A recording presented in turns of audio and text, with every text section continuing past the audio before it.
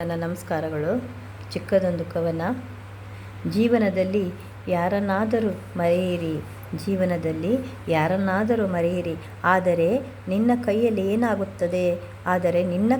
ಏನಾಗುತ್ತದೆ ನಾನು ನೋಡಿಕೊಳ್ಳುತ್ತೇನೆ ಎಂದವರನ್ನು ಮರೆಯದಿರಿ. ಜೀವನಕ್ಕೆ ಅವರೇ ಸ್ಫೂರ್ತಿ. ಮಾಧವ ಹೇಳುತ್ತಾನೆ, ನೀನು ಯಾವಾಗ ಇತರರಿಗೆ ಒಳ್ಳೆಯದನ್ನು ಬಯಸುವೆಯೋ ಅಂದಿನಿಂದ ನಿನ್ನ ಜೀವನದಲ್ಲಿ ಸುಖ ಮತ್ತು ಶಾಂತಿ ಹಾದಿ ಶುರುವಾಗುತ್ತದೆ.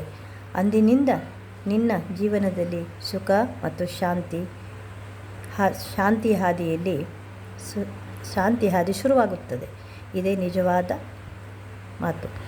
ಯಾವಾಗ ನಾವು ಎಲ್ಲರನ್ನೂ ಖುಷಿಯಿಂದ ಇಡಲು ಬಯಸುತ್ತೇವೋ ಆವಾಗ ನಮಗೆ ಅರಿವಿಲ್ಲದೆ ನಾವು ಅವರ ಕಾಲಿನ ಕಸವಾಗುತ್ತೇವೆ. ಯಾವಾಗ ನಾವು ಅವರ ಸುಖವನ್ನು ಬಯಸುತ್ತೇವೋ ಅರಿವಿಲ್ಲದೆ ನಾವು ಅವರ ಕಾಲಿನ ಕಸವಾಗುತ್ತೇವೆ. ಬಡವನಿಗೆ ನೆಮ್ಮದಿ ಇರುತ್ತೆ, ಆದರೆ ಹಣ ಇರುವುದಿಲ್ಲ. ಸಾಹುಕಾರನಿಗೆ ಹಣ ಇರುತ್ತೆ, ಆದರೆ ನೆಮ್ಮದಿ ಇರುವುದಿಲ್ಲ. ಹಣ ಮತ್ತು ನೆಮ್ಮದಿ ಇದ್ದವರಿಗೆ ಒಳ್ಳೆಯ ಗುಣ ಇರುವುದಿಲ್ಲ.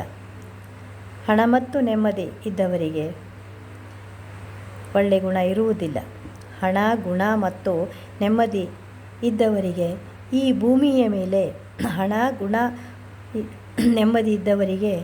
ಭೂಮಿಯ ಮೇಲೆ ಜಾಸ್ತಿ ದಿನ ಜಾಗ ಇರುವುದಿಲ್ಲ. ಇದೇ ಜೀವನದ ಸತ್ಯ. ನಿನ್ನ ಮಾತಿಗಿಂತ ನಿನ್ನ ನಡೆ ಮುಖ್ಯ. ಜನರು ಕೇಳುವುದಿಲ್ಲ, ನೋಡುತ್ತಾರೆ. ನೀನು ಏನು ಮಾಡುತ್ತೀಯೋ ಅದೇ ನಿನ್ನ ಗುರುತು. ಅದನ್ನು ಸರಿಯಾಗಿ ಆರಿಸಿಕೋ.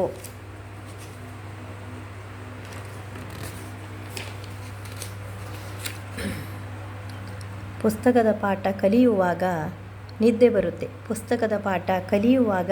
ಬರುತ್ತೆ. ಜೀವನದ ಪಾಠ ಕಲಿಯುವಾಗ ನಿದ್ದೆಗೆಡಿಸುತ್ತೆ.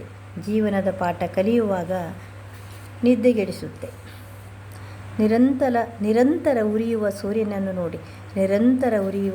ಸೂರ್ಯನನ್ನು ನೋಡಿ ಕತ್ತಲು ಹೇಗೆ ಭಯಪಡುತ್ತದೆ.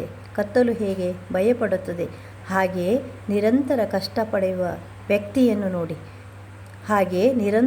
ಕಷ್ಟಪಡುವ ವ್ಯಕ್ತಿಯನ್ನು ನೋಡಿ ಸೋಲು ಕೂಡ ಭಯಪಡುತ್ತದೆ. ಹಣದಿಂದ ಎಲ್ಲ ಬೇಕಾದರೂ ಜಾಗ ಖರೀದಿಸಬಹುದು, ಆದರೆ ಮತ್ತೊಬ್ಬರ ಹೃದಯದಲ್ಲಿ ಸ್ವಲ್ಪ ಜಾಗ ಕೂಡ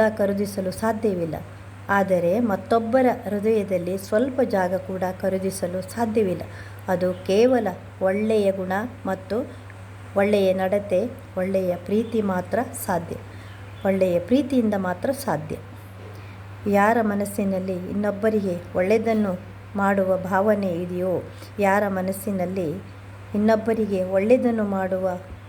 ಇದೆಯೋ ದೇವರು ಅವರ ಜೀವನದಲ್ಲಿ ಯಾವುದರ ಕೊರತೆಯೂ ಬಾರದಂತೆ ನೋಡಿಕೊಳ್ಳುತ್ತಾನೆ.